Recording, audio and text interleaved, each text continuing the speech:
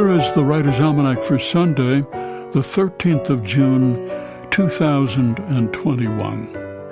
It's the birthday in 1865 in Dublin of William Butler Yeats.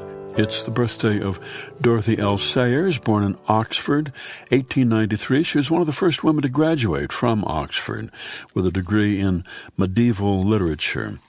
Her first two books were volumes of poetry, then her first mystery novel, Whose Body, 1923, featuring Lord Peter Wimsey, a witty aristocrat who solved mysteries as a hobby. She wrote 11 more novels featuring Lord Peter. It was on this day, 1983, Pioneer 10 passed outside Pluto's orbit, becoming the first man-made object to leave the solar system. It had been launched 10 years before. It passed safely through the asteroid belt, which was no small accomplishment in itself. Some of the asteroids are the size of Alaska. It took the first close-up pictures of Jupiter, sent back data about the solar wind in the far reaches of the solar system. The Pioneer 10 mission was originally expected to last about 21 months. It went on for 25 years, and Pioneer 10 sent its last faint communication back home in January 2003. And it continues on its way, though its communication system is no longer operational, on its way to Aldebaran in the constellation Taurus, and it should make it there in about 2 million years. It's the birthday of the novelist and diarist Frances Burney, born in Norfolk, England, 1752. She started keeping a diary when she was 16 years old and kept it up for over 70 years.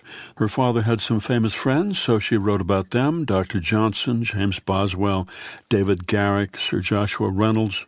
She was a lady-in-waiting at the court of King George III and Queen Charlotte, so she wrote about the madness of the king.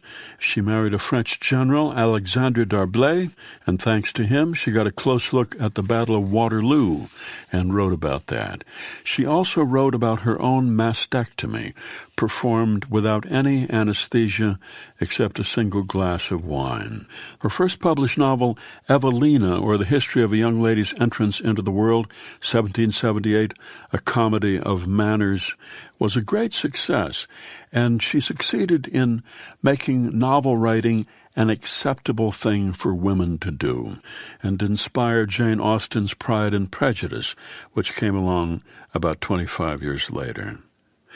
And it was on this day, 1967, President Lyndon Johnson named Thurgood Marshall to the Supreme Court, the first African-American justice, who enjoyed poker, bourbon, pig's feet, and placing $2 bets at the racetrack. Here's a poem for today, a poem by April Lindner, entitled Supper. Turn the knob, the burner ticks, then exhales flame in a swift upburst, its dim roar like the surf.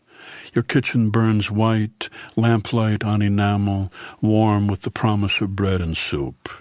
Outside, the night rains ink. To a stranger, bracing his umbrella, think how your lit window must seem both warm and cold, a kiss withheld, lights strung above a distant patio.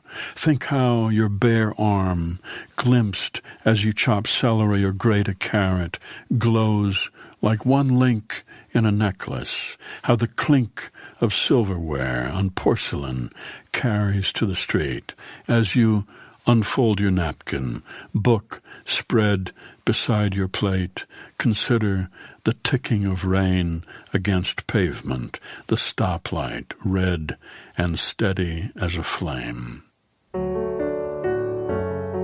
Supper, poem by April Lindner, from her collection Skin, published by Texas Tech University Press, and used by permission here on the Writer's Almanac. Be well, do good work, and keep in touch.